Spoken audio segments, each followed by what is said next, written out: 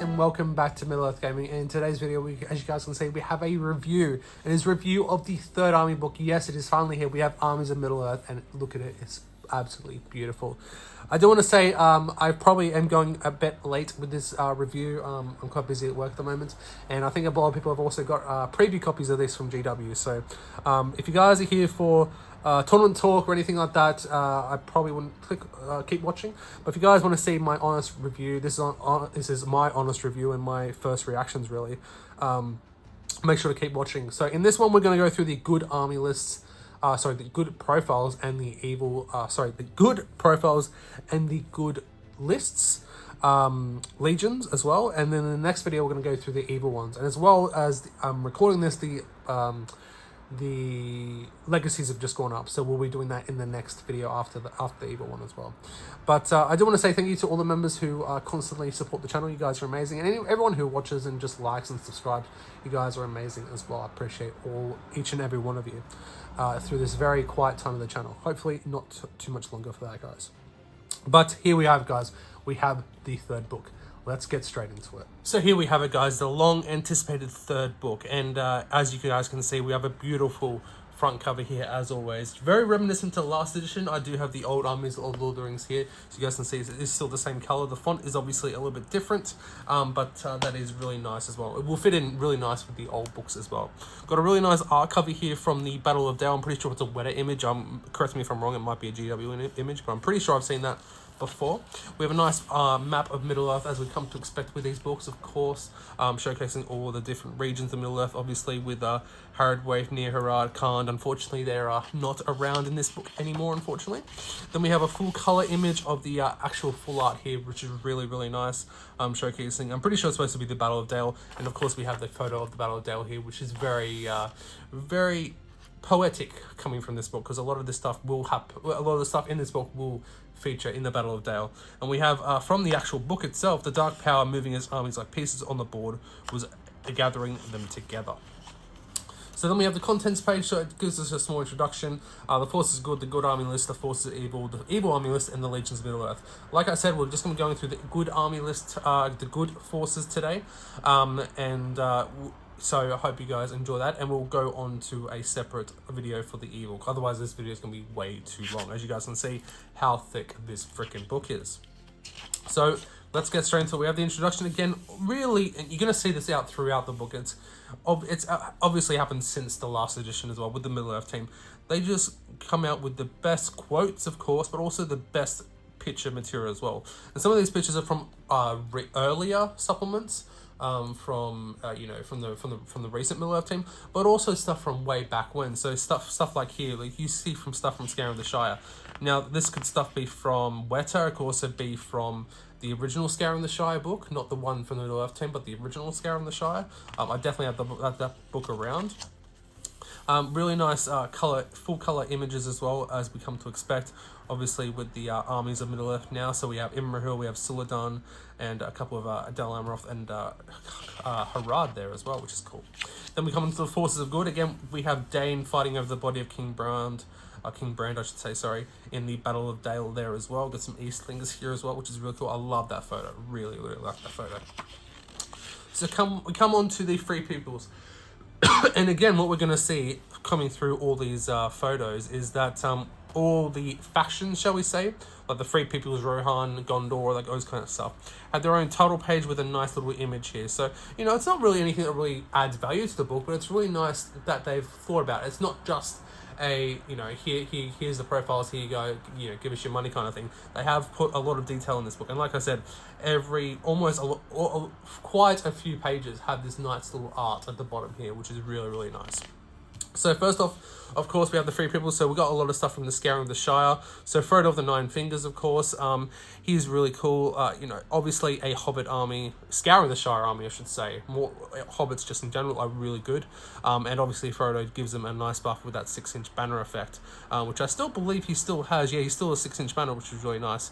And obviously, because he's had his ordeals with the ring and, you know, of his quest, he never wants to fight in combat, which is really cool there. But again, he's very much a linchpin in for those Hobbit armies. Samwise the Brave, he's definitely the star of the show, in my opinion, the star of the films and the books as well, in my opinion. We have Meriotic and Breharrigan Took as well, so obviously the 4 Hobbits were really nice models as well. I actually don't have them. I do want to get them at some stage. That'd be really cool. Oh, we have Fatty Bulger, we have Paladin Took, Will Whitfield as well. So a lot of these Hobbits that you're going to start to see are from the recent Scaring of the Shire book. I'd say recent, came out maybe 2019 now, maybe. Holful Bracegirdle, Robin Smallborough, Falkor Boffins, Farmer Cotton, Rosie's dad. We have Lotho Sackville Baggins and Boldo Tilpenny, Hobbit Militia, Hobbit Archers, and Hobbit Sheriffs. So obviously everything that everything that was missing from the original book, from the original Armies of Lord of the Rings, because I think we only had Rosie. I think we might have had Gaffer and also Farmer Maggot. I think were they the only ones, excepting obviously the obvious hobbits. But again, with all these heroes, like there are nice changes in there. There are obviously changes to coincide with the new edition. Like you have your intelligence characteristics, of course, have been changed or obviously introduced, I should say, which is really nice. Obviously. Like I said, a Hobbit army is really nice. I actually don't have the original Scaring of the Shire book. It's the one I think it's the only one I didn't pick up, other than the Battle Company's books. I didn't pick that one up either. But I actually didn't get a chance to pick up the original Scaring of the Shire. So I'm actually not too sure how much they've changed, because I don't have that book to go look through them. But again, I've versed this army before. I've looked at this army quite a lot, and it can, if you know how to play it, it can be really effective. And I think it's going to be the same with this edition, especially now that this book is now out. So we have the Hobbit Militia, the Hobbit Archers, and Hobbit Sheriffs. You should only have 12 Sheriffs in your army because there are only 12 Sheriffs. Then we come on to the Grimbeorn, the Man, and the Bear. And what's really nice is I do have Defense of the North with me, so we can have a bit of a check. He is still 200 points, which I believe I have Defense of the North from the last edition right here with me as well, so we can have a little bit of a cheeky check. So we do have Grimbeorn, and he is 200 points. We do have the profile from the last edition, if I quickly get it. And he was originally 200 points, I do remember that. So he's 333, like usual, strength 5, defense 5, 3 attacks, 3 wounds, and courage 6. Obviously that's going to be changed to courage 4+, which is essentially the same. When you break it down, it is essentially the same, but he obviously gains dominant 2, which is really nice. Dominant 5 with the bear, which is insane. Fearless, resistant to magic, and woodland creature. Skin changer, lead the Beornings. It's all pretty much the same here, guys. I don't think really need to change with Grimbeorn. Never really used him before, except in scenarios, but he's a really cool model. Obviously, I do have him. I haven't painted him up yet, but it's really nice.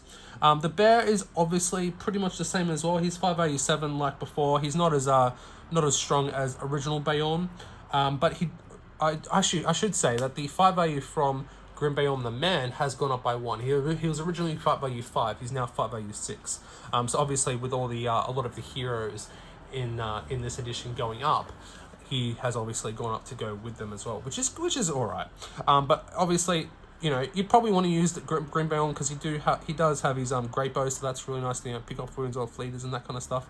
But obviously you want him in the bear form for a lot of the time, and he doesn't have the downside of Beorn.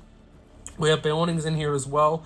Followers of the bear. This model treats friendly bear models as a banner. That has changed, I believe, because that wasn't in there before. Oh, no, it wasn't. No. This model treats friendly bear models as a banner, and the old one was the same as well. So I actually didn't know that. I actually didn't think that was a thing. But, there you go. I did not know that. Obviously, I haven't used too much of Beornings, but that's really nice. It's the same points, free for their great bows, which, again, is the same. Strength 5, strength 5. Yep, all definitely the same there, guys. So that's really cool. Again, courage value 5+. Again, they were courage 5 before, so obviously that it's basically the same essentially.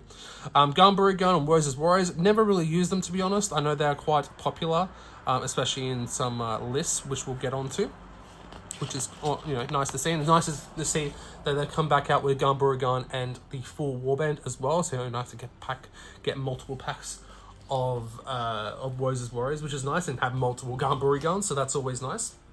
Then we come on to Tom Bombadil. Now, he has changed quite a bit, as you guys can see. He comes up with 2 full pages. Really nice image there of Tom and Goldberry there. So we have Tom Bombadil. He's 120 points. That's a big decrease from the last edition. He was 160 last time, but he has changed quite a bit. So he's 5 value 7 as he was before. Sorry, no. What am I saying? He's 5 value, I don't know. We don't have one. That honestly looked like a 7 from where I was looking at. So I don't know why I thought of that. But he has changed. He's gone down from 15 mil to 12 mil. So there we go. We do have that. Tom is the Master is pretty much the same as the last one. There's a few, FAQs and all that that put into it. Sing a Jolly Song is really nice. It's a bit of a definitely a new rule here. So Tom can spend any number of will points in a turn. He can do any of these rules per turn. So at any point during his activation, Tom may spend a will point to sing one of the songs listed below to gain the relevant effect. Tom may sing any number of these songs during his activation and may sing each of these songs as many number of times as he wishes during his activation, unless stated otherwise. Every time Tom sings a song, it will cost him a will point. So obviously he's got 12 will points. And if you don't know about Tom, if he runs out of will points, he will basically flee like a room wraith. He'll go home. So you obviously can't do it more than 12 times. But you probably don't want to do it that many times. So we have Hey Come Merry Doll. Choose a friendly model within 6 inches of Tom, and he'll immediately regain a single wound lost early in the battle, which is really nice. This can only be used once per turn.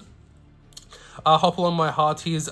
So basically, everyone within 6 inches of Tom gains 3 inches to their movement and will treat all areas of difficult terrain as open ground. That's really cool, especially for cavalry. That would really be really nice. Wake Down My Merry Lads. They basically recover anything from magical powers cast upon them. Additionally, until the end of the turn, the chosen model cannot be chosen as target of any magical power. Really nice.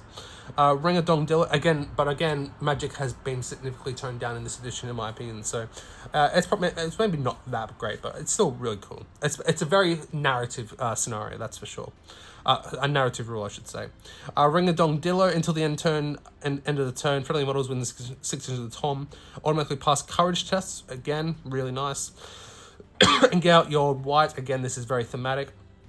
Enemy spirits within 6 inches of Tom. The chosen model immediately suffers a wound. The song may only be sung once per turn. So 2 actions there can only be used once per turn. The regain a wound and essentially banish a spirit. That's really cool. So really, again, I'm coming from this perspective. I'm not a competitive player by any means. I'm much a narrative player. If anyone of you guys on the channel will know, I'm very much a narrative player in this game, and I love profiles like this. It may not seem cool. It may not. It's obviously Tom's obviously a very cool character. It may not seem competitive. It may not seem this and that. But for me, if I'm using him in a scenario, which is obviously Fog on the Barrow Downs, is mainly his big moment to shine. He's gonna be great.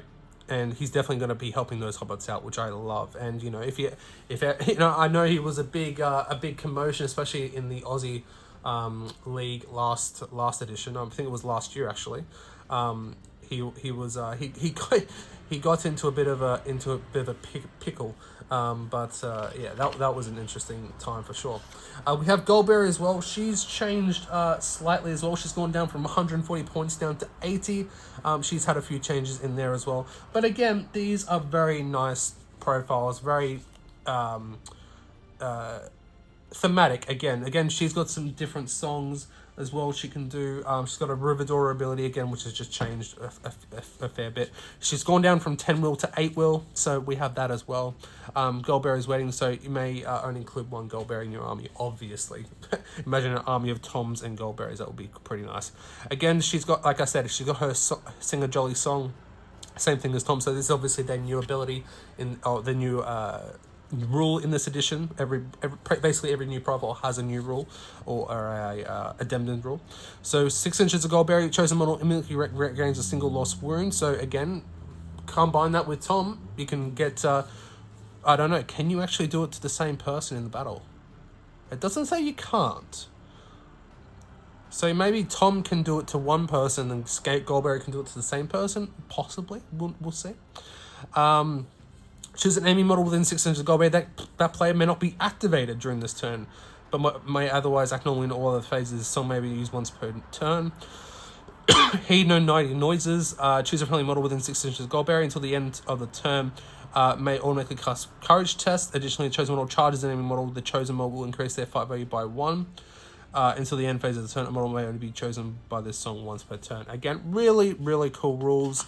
Really, really nice models. I don't have them. I think I might have them somewhere. But yeah, very cool models nonetheless. Then we come on to Rohan. So Rohan is an interesting one. Only 2 profiles here that we have to look on. But we do have the Rohan faction thing here as well, which is really nice with the Rohan shields, some weapons, and the helmet. Really, really nice. Really goes to show how the Middle Earth team have really put their time and effort into these things for sure, into these books. So we have Daywine and Elfhelm. So Elfhelm, we'll start off with Daywine actually, may as well. So he's gone down by 5 points. He was originally 75, he's now 70. So for that, what does he get? Well, Daywine, his might, will, and fate have changed. So he's gone from 3-1-1 to 2-2-2. Now, I've never used Daywine or Elfhelm for that matter. I don't even have the models, but obviously they are very nice models, that's for sure. So his special rule hasn't changed a single bit. It's just been clarified a little bit, saying that if the special rule can't be used if he's in the same combat as Sealing. Obviously, just to rule out anything that might come up whatsoever. Obviously it makes sense for that to happen anyways. He's also gained Leader Rohan Royal Guard and Sworn Protector Theoden, which is quite nice. Obviously the horse has gone up, as all horses have gone up in this edition as well. Elfhelm has also gone down. He's gone from 65 to 60 points. And for that, he's gained an attack, which is really nice. He's gone from 2 attacks to 3 attacks, again, which is really nice. He's gone from 3-1-1 to 2-1-2. So, again, look, one less might and 1 extra fate. So a bit more survivable, but other than that, he's basically the same. His pinpoint accuracy for his throwing spear has stayed the same, which is, pretty good there. So now we come on to Gondor. Aona, the Last King of Gondor. Again, I do have a video of me going through that Amar Arnold PDF. So again, I did that months ago. So if you guys like to see that, let me know in the comment section below where we went through Aona. I'm pretty sure he hasn't changed at all. Again, I'm not very familiar with Arnold, unfortunately. But we have Huron the Tall, Ingold, Baragon, which is nice. He's got a little nice ability, active special rule. That within 3 inches of a friendly Pippin, Baragon may reroll or fail to wound rolls when making strikes, which is really nice. He's actually gotten quite good as well in this edition. The bolt thrower is here, Prince Imrahil of Dal Amroth. Now he has changed quite essentially, obviously with the new model as well, which is really nice. So Prince Imrahil, I'm getting his profile up for you now, guys. So he has increased in points. So he's gone from 140 points to 160 points. Now, which is interesting because that's only on foot. So he's 160 points base on foot. Now for that, what do you get? So you get Armored Horse and Lance for 30 points you can add on. So if you wanted to do that in the last edition, all up, it would be 20 points. So obviously that's a 10-point increase, I assume, probably for the horse. Then we have, so he's obviously gone up fight value 7. He was fight value 6 before. He's still strength 4, still defense 7, still 3 attacks, still 3 wounds, and he's still 3-3-3. So obviously a very well solid hero. Obviously with a very nice new model as well. His heroic actions are the same. His war gear is the same. Lineage of Numenor, his stand fast range is 12 inches rather than 6. Again, is the same. And Dol Amroth for Gondor is essentially the same because the Dol Amroth models. The old rule, it was Captains of Dol Amroth, Knights of Dol Amroth, and Men at Arms of Dol Amroth in here. So again, that would the Dol Amroth keyword. Again, this edition's very much using keywords at this point. We're under the faction in the profile would say it says Gondor and Dol Amroth. So obviously he's a Dol Amroth and a Gondor miniature. So any Dol Amroth model will gain the banner within 6 inches. Obviously that will come up for anything coming down the line, maybe a fiefdom supplement. There's hopes of a fiefdom supplement in the future, who knows. But Imrahil's always been a solid profile. He continues to be a solid profile. He's just gone up a few points, which is a bit of a shame, but 587 now, keeping up with our, with a lot of other heroes, which is really cool. We have the Captain of Dol Amroth, the Knight of Dol Amroth, Fall on the Fat, Axeman of Lossarnach, Angbor the Fearless, Clans on the Lamadon, Dunhir, Blackroot Vale Archers, so they're all in here, which is nice. And then we come on to Kingdom's Men. So, obviously, what we have missed out on is the Men-at-Arms of Dol... No. Yeah, the Men-at-Arms of Dol Amroth are gone. So the massive pike blocks are gone, unfortunately. I gotta say, I'm a bit of ashamed by that. I really like the cool big pike blocks. I never had any of the models. I did plan on doing a Fiefdom's Army at some point and having some of them. But again, that could be future-proofing for things that they might have coming on down the line. Again, I definitely think we'll get a Fiefdom supplement at some point, like with the wars with Harad and the South and all that kind of stuff.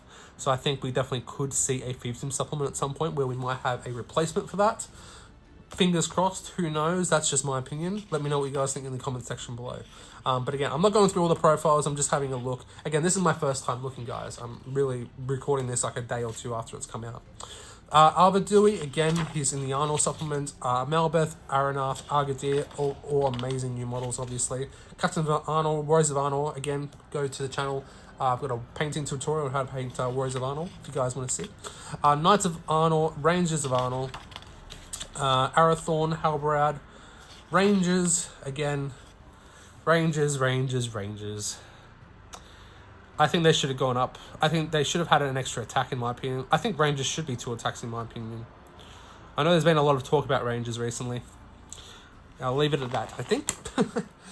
Then we come onto Dale, essentially. The Dale section of Kingdoms of Men. Now, this is... Obviously, Kingdoms of Men are a big... were a big faction already, but now they've expanded quite a lot as well. So, we have Brand, King of Dale, Bard II, Knights of Dale, because obviously we have the Windlance and the Warriors of Dale in the Armies of the Hobbit.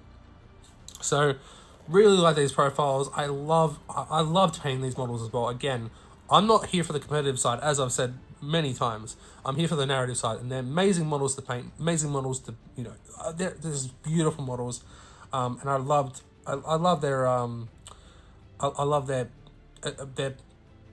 them, essentially. They're so cool. I love Dale in itself, essentially.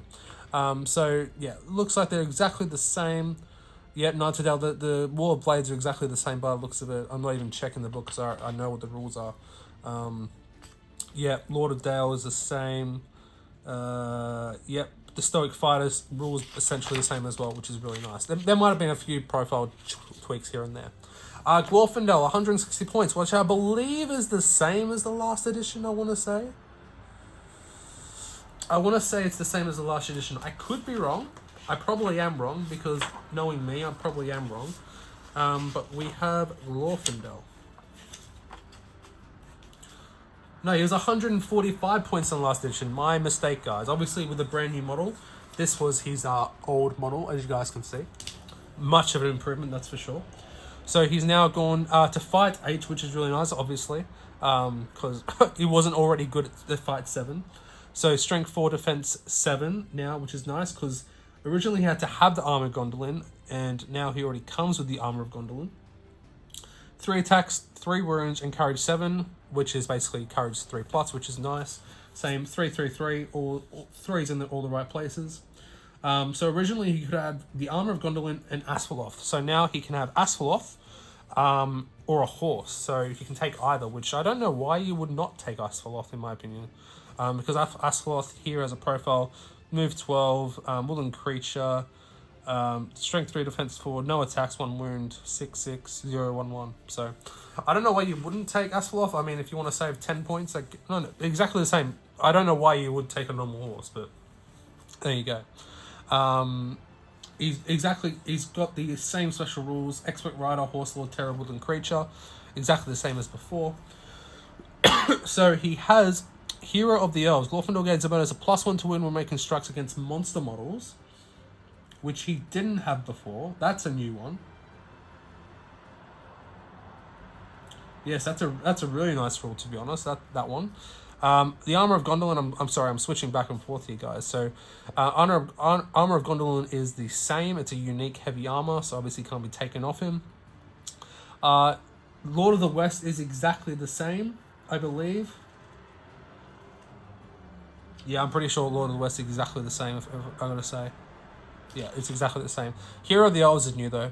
+1 to win when making strikes against monster models. That's always nice to have. Eladin and Aura here. Now, they are quite different because they can now lead their own different warbands, which is nice. Originally, they had to be in the same warband. They had to be the same leader. So, obviously, you still paid 160 points for both of them. Well, it was 140 points, I believe, originally. No, it was still 160. My mistake. But they now can lead their own exclusive warbands, which is really nice. So they've got a couple of different abilities. So they still have their Unbreakable Bond. They still have Twin Elven Blades, which is nice. Strength of Brotherhood. With last 3 inches of aura here, Eladin gains dominant 2 special rule. Me re-rolls to wounded of natural 1s when making strikes. So a little bit of a difference there, which is quite nice. But essentially they are the same. They got 1 extra defense because they already have the armor on them. They don't have to pay for the heavy armor anymore because we don't have the pajama guys anymore. Rumil and Orphan, again, I'd say recent releases. They came out in 2022 when Defense of the North came out. That's almost 3 years ago now, which is... No, it was over 3 years ago now, which is kind of crazy. Wood Elf Sentinels, guys, Gladrim Court, Gladrim Knights are in here as well, which is nice. Dwarven Holds, Durin. Durin, 1 fate. Again, it's a shame that he's only got 1 fate. I don't like the one... I've never, ever liked the 1 fate on heroes. It doesn't make sense to me.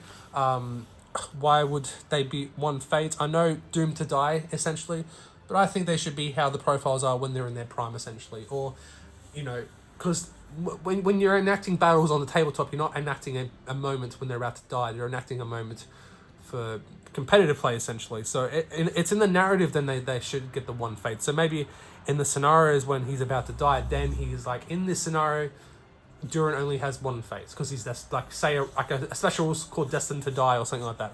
Or maybe even if it's first the model that he's going to fight. So maybe, obviously, Durin takes down the Balrog.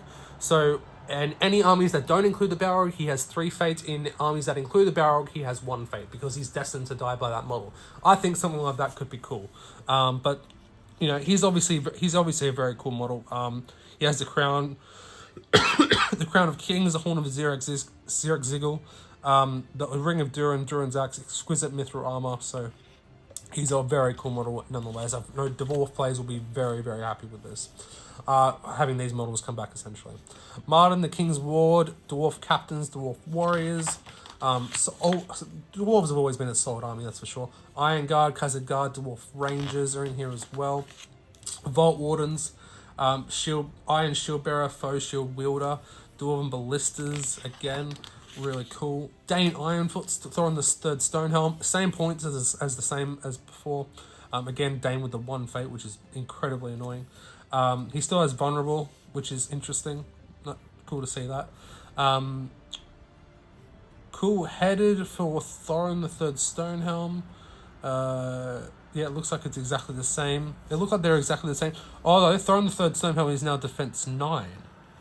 Which I don't think he was Defense 9 before, I don't believe. I don't remember seeing Defense 9 in his profile. That's interesting. Let's just have a looky-loo.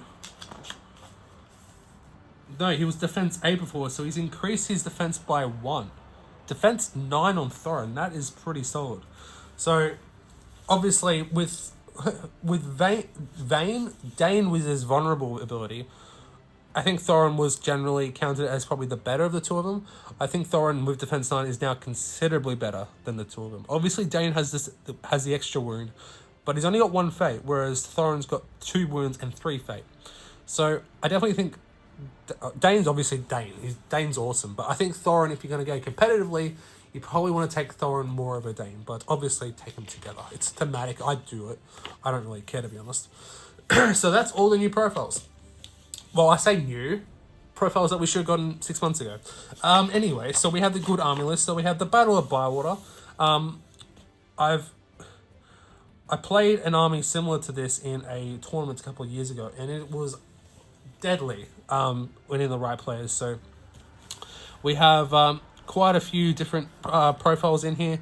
So we have Meritoric, Brandybuck, Pippin, Frodo, Sam, Paladin Took, Will Whitfoot, Holfoot, Brace Girdle, Robin Smallbarrow, Farmer Maggot, Farmer Cotton, Handfast Gamgee, Baldo Toolpenny, Fatty Bulger, Rosie, Lobelia, Falco, Hobbit Militia, Hobbit Archers, and Hobbit Shearers. So basically everything that was at the Battle of Bywater. So this is the full Hobbit army in its entirety. Not like that little one that we had in the Armies of Lord of the Rings. But it's a very, very cool. It's a very, very cool army, that's for sure. They've got a few different rules here. Friendly Hobbit models may gain the rule in Creature Mountain Dwellers.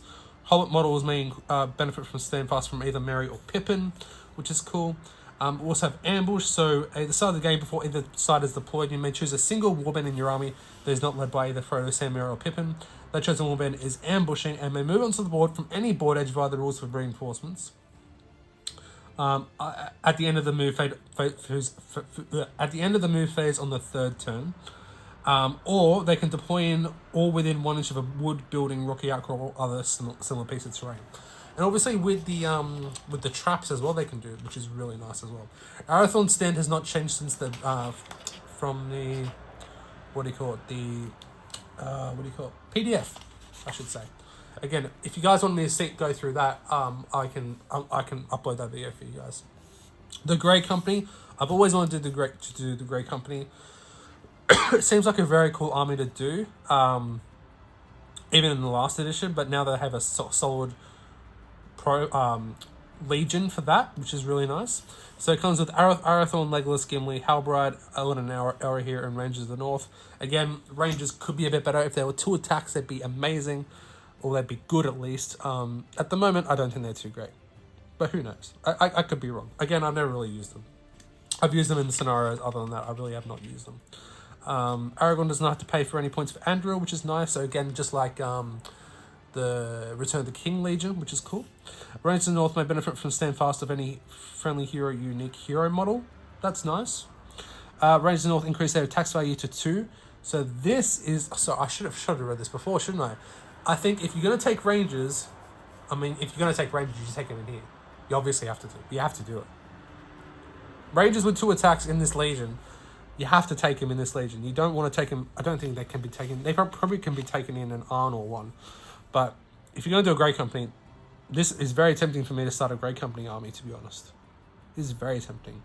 And friendly models are not slowed by difficult terrain of any type. That's kind of cool as well. Yeah, I've always wanted to build like a Corsair ship, like you see in Battle Games of Middle-earth, and like the Grey Company as a display board. That'd be really cool. Maybe one day. We'll see. The Beornings have got a Legendary Legion. Seems like when a friendly band model suffers a wound roll, D6, that's the same. Gain resistance and magic, I believe that's the same as well. Before the declare hero action step, band models you have on the battlefield, if any D6 roll with a natural 6, then the duration of the turn, enemy models must have -1 battle with courage test. I believe that these are pretty much the same. Obviously, the points are the same because we had this Legion in the Defense of the North as well. Forwards of Eisen, and look down here. New Theodred. Cannot wait for him. Can we get a article for his GW? And it's nice that they're using the new Warriors of Rohan as well. Old Riders of Rohan, which is a shame, but we'll see. So this can have Theodred, Elfhelm, Captains of Rohan, Warriors of Rohan, Rise of Rohan, Rohan Royal Guard. Protect the Prince. Friendly models gain the Sworn Protector Theodred special rule, which is nice. Army is broken. Friendly models gain the Dominant 2 special rule, which is cool for scenario play, I would think. If Theodred is engaged in combat within 6 inches of Elfhelm, then enemy models may not make strikes against Theodred. If there is an armed model, they could make strikes against them instead. That's cool. That's very thematic. I like that, because Elfhelm definitely tried to save Theodred during that battle. Pass of the Drillden. This is probably the only time I've ever seen woes is taken, so it's nice that this Legion is back from Gondor at War. The Fiefdoms, of course, is an awesome army list. We have Prince Imrahil, Forlong, Angbor, Dunhir, Captains of Dol Amroth, Knights of Dol Amroth, Axeman and Losanar, Klasman and Lemedon, and Blackroot Vale Archers. Obviously, Knights of Dol Amroth, you can either take them on foot or on mounted. In the first turn which this army would be broken, therefore you have to take courage tests as a result of being a broken army. All friendly models will automatically pass courage tests for being broken that turn, which is awesome. And especially if you do get broken, Imrahil's stand fast is 12 inches rather than 6, so that's really good as well. If a friendly hero charges into combat, then during the fight phase, friendly infantry models within 6 inches of the hero that share both the same faction keywords as the hero gain an additional +1 bonus to wound when making strikes. Obviously, for all of these models, that's going to be the case, because they're all Dol Amroth, they're all Gondor essentially, but they're all I think they're all Dol Amroth models, so they're all going to get that ability, which is really nice. Really, really good. The Grief of Eomer. I've seen that I've seen chatter online that this legion could be used quite a lot, obviously because it brings a lot of factions together. So we have Eomer, Prince Imrahil, Huron the Tall, Captains of Rohan, Captains of Dol Amroth, Captains of Minas Tirith, Warriors of Rohan, Riders of Rohan, Knights of Dol Amroth, obviously foot and mounted, Warriors of Minas Tirith, and Knights of Minas Tirith. So obviously bringing a lot of factions together, I think that could be a really cool army. Must always contain Eomer. He's always the army's general. Can a warrior, and obviously just like the dwarves and the Dale alliance, Rohan models can be taken by Rohan captain. Rohan models, Gondor warriors can only lead Rohan Gondor models. I should say. I'm tripping up my words here. So excited, guys. Eomer's Wrath. Eomer is always treated as being under the effects of his Price of Grief special rule. Additionally, Eomer gains a bonus of +1 to his 5e on a turn in which he charges, so he's going to be an absolute beat stick. Fear no enemy, Eomer gains the Fearless special rule. Again, it's all about Eomer here. Additionally, friendly Rohan models that can draw line of sight to Eomer automatically pass courage tests that they're required to take. Position that correctly, you could do really cool things. Right to Dol Amroth. Friendly Gondor models may reroll into rolls of a natural 1 when making strikes in a turn in which they are charged. Which is good because Dol Amroth models are also Gondor warriors, so all your Warriors of Minas Tirith, your Knights of Minas Tirith, Knights of Dol Amroth, and all your heroes and stuff, they're all going to be making strikes in a turn, rerolling natural 1s on making strikes in which they charge. So that's really good. We have Arnor, again, we've gone through that in the supplement. The Army of Dale has a new one, obviously with the re-releases of these new profiles. So we have Brand, Bard II, Captains of Dale, Warriors of Dale, Knights of Dale, and Windlancers. I'm pretty sure it's exactly the same. Friendly Dale models improve their shield value to 3+. Yep, exactly the same. Storm Protected Brand and Stealth Defense. I'm pretty sure it's exactly the same as as Defense to North. Battle of Fornost, again, we've gone through that in the PDF as well. Kingdom of Khazad-dûm, which is nice because I was hoping the last edition that we were going to get a Fall of Khazad-dûm supplement where we would get something like this, but it's nice to see it here. I still think we will at one point. Let me know what you're thinking in the comment section below, guys. So, we have Durin, Marden, Dwarf Kings, Dwarf Captains, Dwarf Warriors, Dwarf Rangers, the Khazad Guard, Iron Guard, Vault Warden teams, and Dwarven Ballistae. So if a Dwarf King is your general, they gain the Leader Khazad Guard special rule. The Wealth of Moray not in gold or jewels, but in mithril. Friendly models may reroll to wound rolls of a natural 1 when making strikes. That's cool. Friendly Dwarf Captains, Dwarf Warriors, and Dwarf Rangers gain the Dominant 2 special rule, so that they're stouty, they're hard-pressed to get off those objectives. The Stubbornness of Dwarves. During a dual roll, before any rerolls that have been used, if the opposition player has rolled more dice, including the supporting models, then a single friendly Khazad-dûm model may reroll a single d6 as part of that dual roll. That's really cool. That's a cool rule. Yeah, I really like that. I really like that a lot. That's a cool rule, actually. Because if you're versing evil, you're probably versing goblins as a very much a thematic matchup, then that's probably going to be happening quite a lot. Dwarven Mirrors. At the start of the game, after both sides are deployed, you may deploy 2 40mm Dwarven Mirror markers, and you're on the battlefield that is not within the opposition deployment zone. In the old Shadow and Flame and Khazad-dûm books, there were like little Dwarven mirrors. I don't think they could actually buy them, but that you can make them. So that's kind of cool.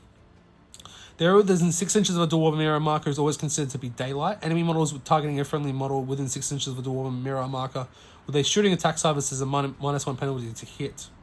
Additionally, Orc models, Goblin models, or models with the Cave Dweller special rule suffer a -1 penalty to any courage test they are required to take whilst they were in 6 inches of a Dwarven mirror marker. If during the end phase of a turn an enemy model is in base contact with a Dwarven mirror marker, that model hasn't done anything during that turn except move, and that model was not affected by a magical power that turn, that it can be remove the Dwarven mirror marker from play, essentially shut it down. Models cannot overlap a Dwarven mirror marker for any reason. The War Beast or Chariot that moves into base contact with one by a Trample or Chariot charge will immediately remove it from play and may carry on as normal. So that's kind of cool. I kind of like that. Then we come on to the Army of Erebor. So this may include Dane, Thorin III, Dwalin, Dwarf Kings, Biffa, Bofa, Nori, Dory, Gloin, Gimli as well, which is really nice. That's really thematic, because obviously that's where he was, before he came to the Fellowship. Iron Hills Captains, Iron Hills Warriors, and Iron Hills Goat Riders. Friendly models that are supportive gain a bonus +1 to wound when making strikes. Really nice. Each friendly hero model may once per game declare a heroic comeback for 3. And like father, like son, whilst 3 inches of each other, Gimli and Gloin may reroll any failed to wound rolls when making strikes. I don't believe I remember seeing this exact list in the last one. I think we had the Defenders variable. Yeah, we didn't have an actual army variable, so it's nice that we actually get a full army variable at the, not height of its power, obviously, but in the Third Age, essentially. So it's nice, and to get some abilities with that as well. You'd probably want to paint Gloin and some of these dwarves down here, just down here. Probably want to paint some of them with some white hair, because it's so late in their lives, essentially. Then we come back to the Defenders of Erebor. By the looks of it, it doesn't look like it's changed too much. Again, Erebor Warriors going to be led by Erebor heroes. Dale Warriors going to be led by Dale heroes. Any Iron Hills keywords replace it with Erebor keywords. Must always include at least one unique Erebor hero and at least one unique Dale hero. So obviously it can either be led by Thorin or Bard or Dane or Brand. And it looks like it's exactly the same. Yeah, I'm pretty sure it's exactly the same, guys. I don't think it's changed at all. So there we go, guys. That is all the profiles and all of the army lists. I do want to check one thing at the back, because I'm pretty sure I did see something at the back. Yes, so here we go. So we have Legions of Middle-earth. So many of the heroes and warriors featured in Armies of Middle-earth can also be taken in army lists found within Armies of Lord of the Rings and Armies of the Hobbit. In this section, we will find a list of many of the profiles that can be found in this supplement, alongside the army list and Armies of Lord of the Rings and Armies of the Hobbit. They may be filled in, and in case of hero models, what hero tier they are when they filled in that army list. So that we're going to quickly go through this one. So Fatty Bulger can be taken in the Shire army as an independent hero. Paladin Took in the Shire, Woolwithfoot, Falco Boffin, Farmer Cotton, Lotho, Hobbit Militia, Hobbit Archers, Hobbit Sheriffs, Tom Bombadil. Hobbit Sheriffs and Hobbit Archers. Why would Tom Bombadil be in there? So they can all go in the Shire list. Tom Bombadil and Goldberry can go into the Road to Rivendell list, which is kind of cool. That'd be a cool little list. Daewine and Elfhelm can go into Kingdom of Rohan, Rise of Theoden, and Defenders of the Pelennor lists. Nice. Huron the Tall can go in Minas Tirith at the top of the walls and Defenders of the Pelennor. Ingold in Minas Tirith and Defenders of the Pelennor.